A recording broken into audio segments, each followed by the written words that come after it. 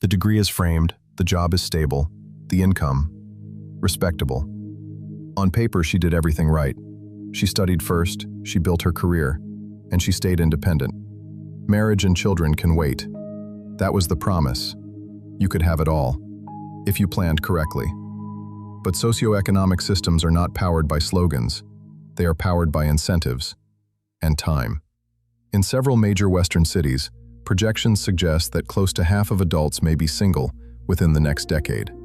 Not widowed, not temporarily dating, just structurally single. That is not a lifestyle shift. It is a civilizational reconfiguration. This story is not about blame. It is about distance. The distance between the brochure and the contract. Every institution sells a brochure. Marriage, career, family, independence. The brochure speaks of freedom.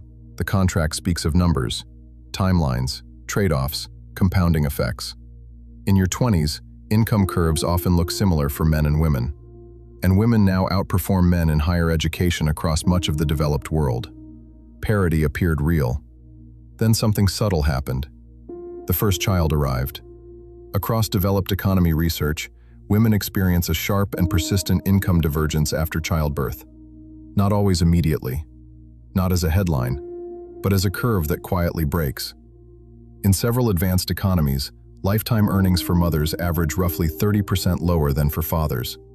Fathers' income often remains stable or rises, while mother's income bends downward. The gap rarely closes. There is no announcement, no formal penalty. The system simply rewards uninterrupted availability. The meeting that runs late, the assignment that starts tomorrow, the promotion that goes to the person who can always say yes. Promotions, experience, and missed years compound, and over decades, that divergence becomes structural. Retirement capital shrinks, negotiating power shifts, optionality narrows. Independence, once described as guaranteed, becomes conditional. And when reproduction carries a measurable economic penalty, fertility becomes expensive. Not morally, economically. But income is not the only constraint. Time introduces another. For years, the cultural message softened urgency. 30 is the new 25, 40 is the new 30. Technology will buffer biology. It will be fine.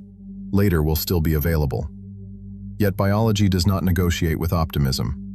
In the early 30s, conception probabilities begin to decline, and by 40, IVF success per cycle can fall near or below 10%. Medical technology extends options. It does not erase limits. It can buy probability. It cannot buy certainty. Meanwhile, the average age of first birth continues to rise across developed nations. Career acceleration and biological deceleration now overlap, and the window compresses. In many countries, fertility has fallen well below the replacement level of 2.1 children per woman. Below replacement, below sustainability.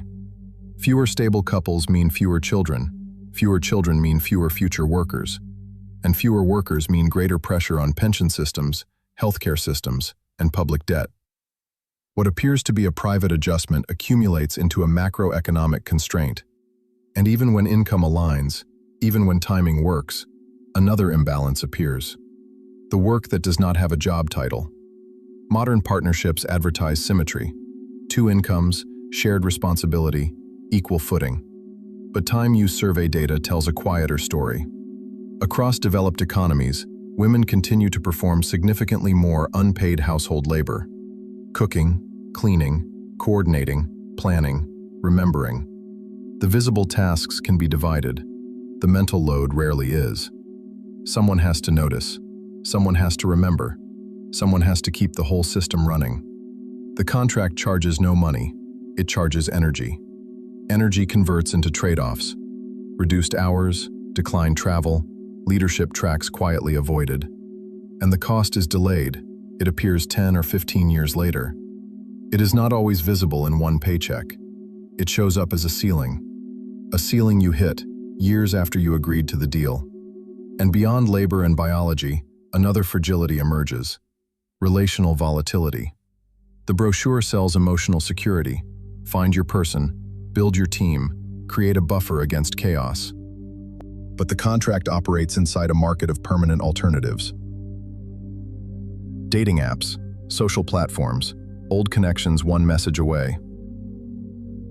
It means attention is tradable. It means comparison never really stops. It means the relationship is not competing with nothing, it is competing with everything. Divorce is common, and in many data sets, women initiate the majority of divorces. Not because women are villains, not because men are helpless, but because exit is easier than repair, and modern life normalizes exit.